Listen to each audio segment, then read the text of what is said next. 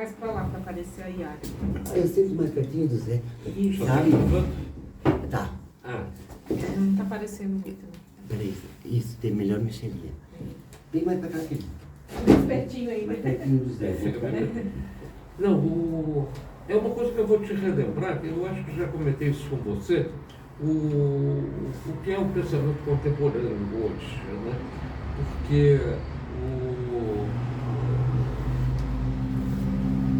de Newton até o início do século XIX, isso eu já comentei com você, não me lembro, considerado as coisas em termos absolutos e as certezas absolutas, né? Mas com a física quântica, eu acho que de repente mudou tudo. Quer dizer, hoje o nosso pensamento já não considera as coisas mais com valores absolutos, considera as incertezas. Isso eu acho importante a gente tocar agora, porque eu estou percebendo que o teu pensamento vai nessa direção. É um pensamento de liberdade, é um pensamento muito sofisticado até, né? E você consegue transpor isso, esse teu pensamento por quadro com muita precisão. Eu percebo isso. Agora, eu queria comentar uma coisa também que eu acho importante, né? É o que eu chamo um ponto de passagem. Então, digamos, você tem uma folha de papel. Então, se eu perguntar para você, o que é isso? Isso é uma folha de papel. Agora, você bota na frente, bom, agora eu vou desenhar alguma coisa aqui. Então, está reparando, deixou de ser a folha de papel para ser o suporte de uma consciência de um espaço plástico, que é o resultado do teu pensamento plástico. Agora, existe um ponto de passagem. Que ponto é isso? Né? É quando deixa de ser a folha de papel, ainda não é o suporte de uma consciência de um espaço plástico. Então, não é uma abstração, é uma forma de pensar mesmo, né? Existe esse ponto, ele vai em várias direções. Tem um cientista que ele fala das coisas fora do equilíbrio, o equilibrogênio. Então, por exemplo, quando ele fala da questão do tempo, né, ele diz que o tempo pensado como passado, presente, futuro, é um tempo absolutamente equilibrado. Agora, ele propõe um outro tipo da gente pensar o tempo.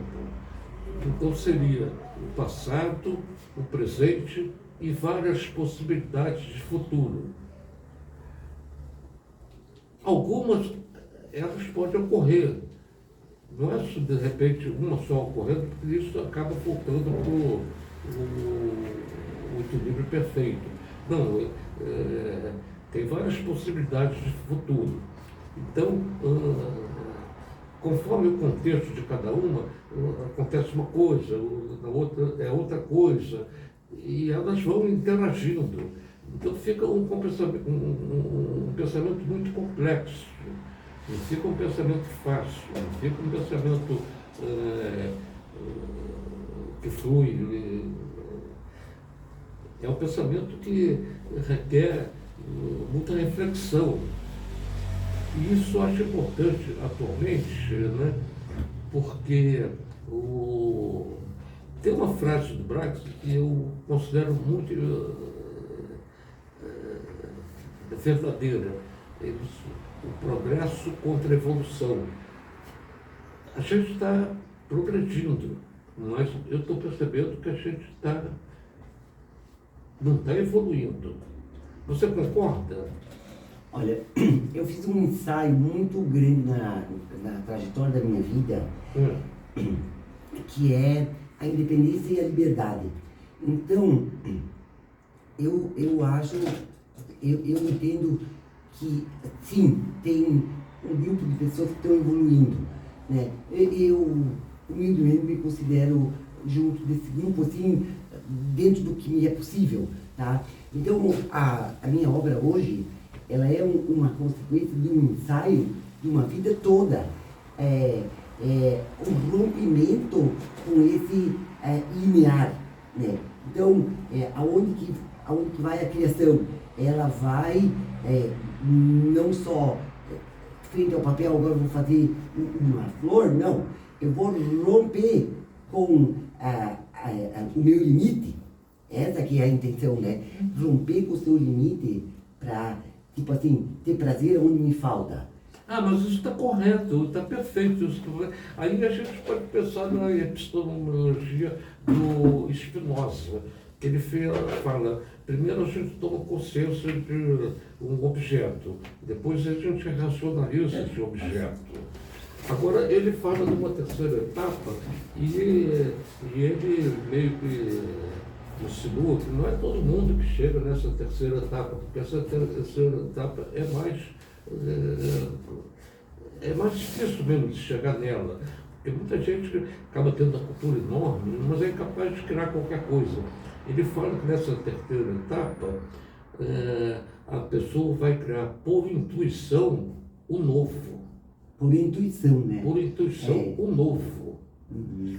Agora, como ele falou que você tem consciência do objeto, você racionaliza o objeto, quer dizer, você não está sem saber o que é isso, que aquilo é garrafa, não, deve ser outra coisa, não, você sabe, aquilo é uma garrafa, né? Quer dizer, agora Desconstruir. você pode se pensar numa desconstrução também, mas é também essa coisa de você criar o novo. E quando você cria o novo, você está sentindo essa alegria da liberdade de poder criar o novo. Não tem suas barreiras, né? Não tem barreira, porque se tivesse barreira, você voltava para trás. Não pode ter barreira. Quando você vai criar o novo, né, você não sabe o que é o novo que você vai criar. É sempre uma surpresa. É sempre uma surpresa. Um acontecimento, né? Mas você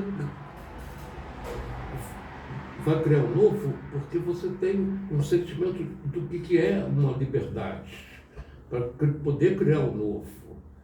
Se você tem, não posso criar, não sei o quê, botar um monte de coisa na cabeça, você não cria o novo, né?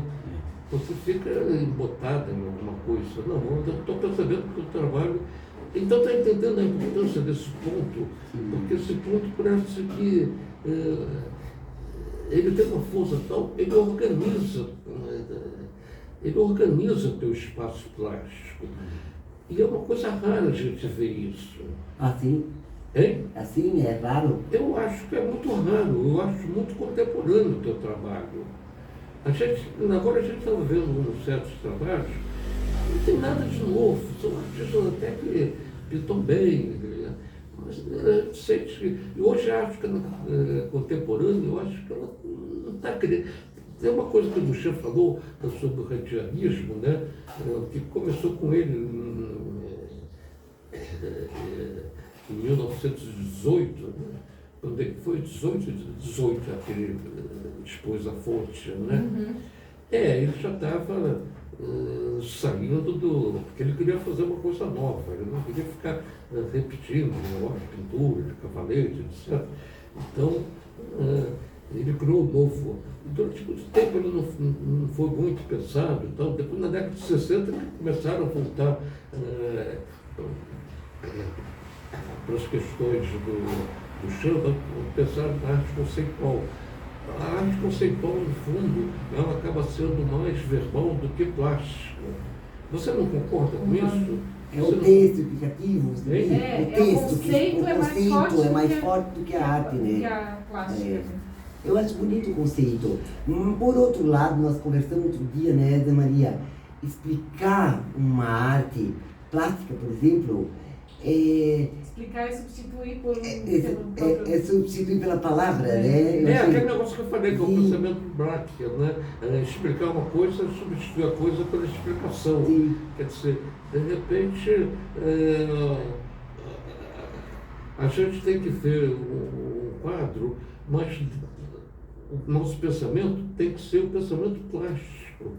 E eu vejo pouca gente pensando plasticamente. E uma coisa que eu acho assim, para ver um quadro, é até uma sugestão, né? A pessoa ela deve ter a mente tão aberta que ela deve deixar a arte sensibilizar a mente dela e não procurar definir o que está na arte, né? Você deve olhar com uma liberdade que aquelas cores ou aquelas formas te emocionem e não necessariamente já chega com a cabeça feita que ela te explique o que está ali, né?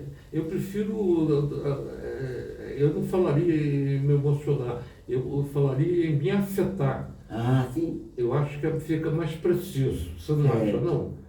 É uma arte que pode ser... Mas a ideia já é uma arte gloriosa para ela afetar, né? Tem que me afetar. Pode ser uma... Porque a tua é mais expressionista. Pode ser uma arte tranquila e tal. Quer dizer, aquela tranquilidade vai me afetar. Vai afetar. Uma coisa mais expressiva vai me afetar. Quer dizer, eu acho que afetar... Interessante essa palavra afetar, porque ela pode ser um afetar, mas ela lembra também afeto, né? Também. Não é? Interessante, agora o senhor falando assim, me vem na ideia. Também tem esse modo... Eu vejo muito afeto nisso. A gente é afetado. Nós vamos mostrar aqui o que a gente está olhando. Nós estamos olhando essa obra aqui. Deixa eu trazer um pouquinho mais para cá. Isso. Que lindo que ficou no filme. Estamos conversando e tendo uma obra na frente para referenciar a nossa conversa, né? Agora você repara uma coisa, eu vou perguntar a Kelly se ela sente isso, é uma coisa que eu estou sentindo também, né? O Braque fala que tem um espaço visual, que tem um espaço manual e que tem um espaço tátil. Tátil. Que é botar a mão, etc. Né? Você está reparando que o teu trabalho ultrapassa um pouco essas três classificações do Braque? Ele parece que tem uma coisa além desse espaço tátil e visual, é claro que tem, mas ele tem alguma coisa além do espaço tátil e manual. Ele tem, eu acho que é esse ponto que eu falei ainda agora, quer dizer, ele aqui, tem um ponto que organiza. Esse ponto aqui, ele dá um... Né? Ponto... Não sei. Pode ser também... Ponto de passagem, né? Não é um ponto de passagem, quer dizer, é um intervalo. Quer dizer, é um intervalo entre o nada e a criação, né? Eu vejo que isso aqui me passa um acontecimento, né? Me passa uma coisa que aconteceu na hora que você estava fazendo, né? Todas as tuas emoções, teus pensamentos foram colocados ali, né? E isso me passa na hora que eu vejo. Né? Porque você tem ali aquele preço, você tem o vermelho, né? Agora você tem o ponto de passagem de um para o outro. Então, a gente começa a ver através desse ponto de passagem. Não é a harmonia entre um e outro, é mais do que isso. Né? Está entendendo? Não estou entendendo muito bem, mas eu estou achando você tem aquele vermelho e aquele... Magenta, ou avermelhado e escuro. Né? Quer dizer, tem uma passagem entre um e outro. Que é um ponto, mas que é um ponto que... O ponto que é? O ponto não tem nenhuma dimensão, não tem nenhum... É um não espaço, não tempo, né? Mas não é uma abstração. Ele é muito mais do que isso. Ele é um ponto que organiza as coisas, né? Eu penso esse ponto... pensando nas cores. Eu falo então que esse ponto para mim é o cinza sempiterno, né? Quer dizer, o cinza sempiterno não é uma cor. O cinza sempiterno é esse ponto também, que não tem nenhuma dimensão, que não é uma cor. Ele não tem nenhuma dimensão, é um não espaço, não tempo, né? E ele tem a capacidade de organizar o espaço. Que interessante. E você sabe, JM, eu trabalho muito com a intuição. E é aquilo que a gente estava falando do Spinoza, né? Mas é uma intuição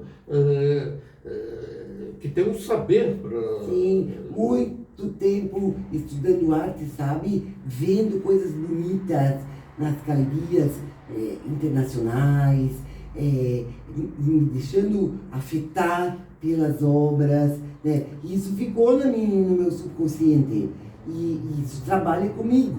Me parece que você está colocando a sua alma. Eu vou falar diferente do Zé, mas me parece que você se colocou ali, né? Você botou o seu afeto ali e a gente sente o seu afeto. A gente sente, isso eu concordo com você. Mas você falou agora, a gente estava falando de intuição. Agora você falou ainda agora que levou 7 anos para pintar um quadro. Sim. Você teve uma intuição de 7 anos? Não, eu pinto, não dá, né? eu pinto, daí deixo parado, pois daí vou lá, mexo de novo. Quer dizer, você está pensando, você não é essa intuição que o Spinoza fala, não é uma intuição. Vai lá e joga as coisas. Falando um negócio de repente, não tem nada a ver, fala um troço assim. Não, é uma coisa que tem um conhecimento baseado para você poder criar. Para você. Essa obra de 7 anos é a que está em exposição agora lá no sítio. Pois eu vou ver essa obra, eu não estou vendo aqui, né? Mas eu quero ver essa obra. É uma que tem assim, uma boca e da boca saem muitas flores bem grandes, sabe? Não, mas eu imagino, eu estou vendo agora o teu processo todo. Claro que eu não vou imaginar que você está pintando uma coisa inteiramente diferente dessas coisas que eu estou falando agora. Não, é uma linha que eu estou seguindo e quero, digamos assim, eu estou gostando dela e vou manter nela, né?